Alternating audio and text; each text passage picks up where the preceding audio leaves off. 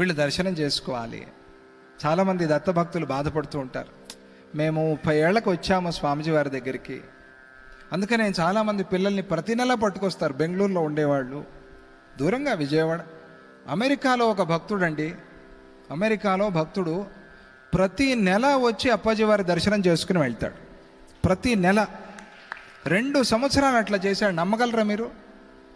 ఎంత ఆశ్చర్యం, ఎంత ఆశ్చర్యం. రామన్ అని చెప్పి ఒక భక్తుడు, ఆయన షష్ఠి పూర్తి సందర్భంగా నేను ప్రతి నెల అప్పాజీ వారి దర్శనం చేసుకోవాలి అని అనుకున్నాడు.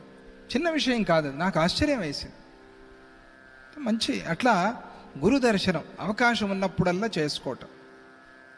అలా చాలామందికి అనిపిస్తుంది దత్తభక్తులకి, మన పిల్లలు, మనం ఎప్పుడో 30 ఏళ్ళకి వచ్చాం, ఉద్యోగాలన్నీ వచ్చాం, కానీ మన పిల్లలు ఎక్కువగా స్వామీజీతో పాటుగా ఉంటూ స్వామీజీ దర్శనం చేసుకుంటూ ఉంటే ఎంత బాగుంటుందని వాళ్ళు మాటిమాటికి పట్టుకొస్తూ ఉంటారు ఆ పిల్లల్ని. పిల్లలకి ఎంతో సంతోషం.